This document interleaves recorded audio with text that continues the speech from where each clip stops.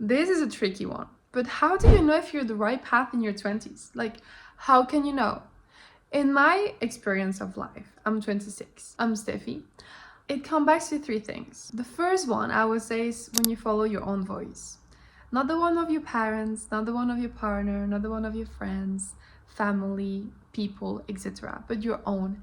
And that to me was like it took a long time because I was literally, I will tell you a little bit of my context. I grew up in South America, so family, it's a very big pillar. I think in the whole word family, it means a lot.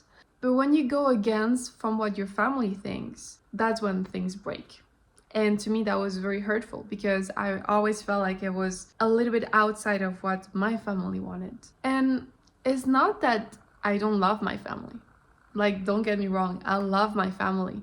I will never like misrespect to that. But there's a point where it was so hurtful because I felt that I wanted to do my own choice. But going in my own choice, it means not going from the choice that my parents want. And that means that the relationship that I have with them, it was not be as close as it was before. And that's what happened.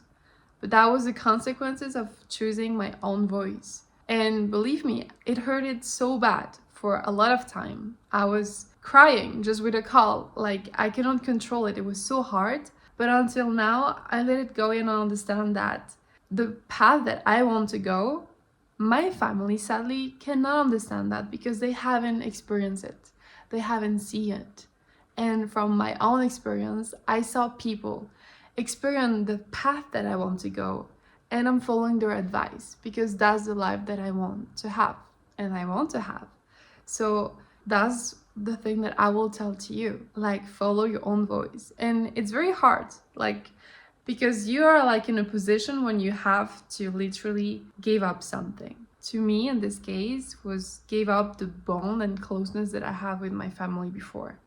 And now it's more lonely path, and some people are very lonely, and this is something very silent. So I think this is the second part, being comfortable with your own solitude.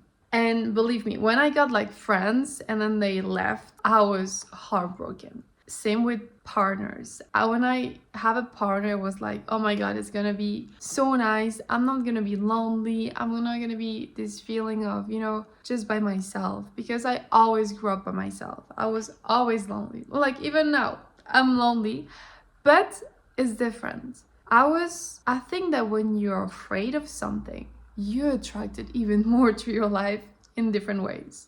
So be comfortable with your own solitude. Being alone is not bad.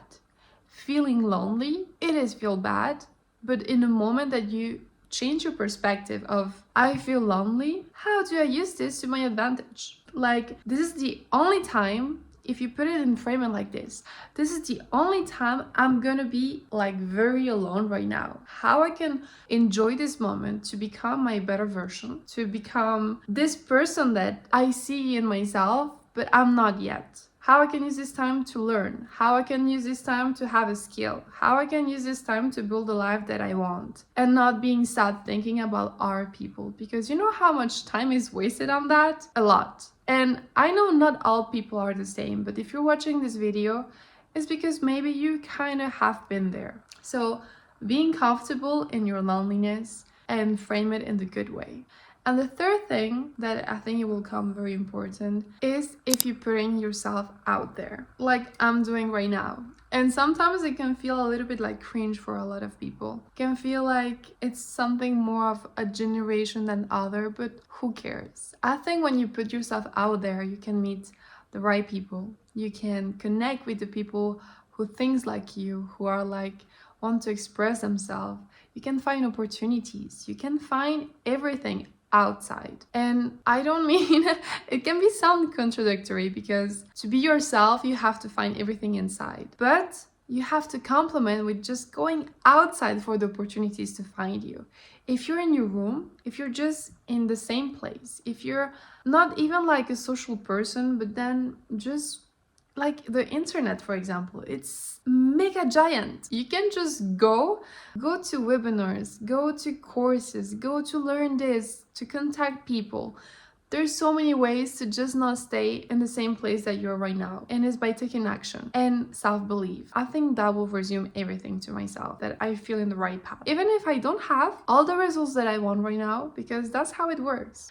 I think it becomes from a giant self-belief in yourself and immense action taking. If those two are not complementing, like, I don't think you're gonna see a true result. And that's what I'm trying to do right now, because I developed a lot of my years to have this self-belief insane of the life that I want and that is possible for me. Being in a lot of time in this fighting with my family to be like, I don't want to lose you, but I want to go my own path, and just not by taking the path that I wanted, I was in the limbo. But now it's in the place where I say, okay, it's my own voice. I'm gonna be okay if I'm by myself, and I'm gonna go in this incredible self-belief that I can make it, and I'm gonna take a lot of action to be where I want to be. I think that comes to the three biggest pillars to know if you're in the right path in your 20s.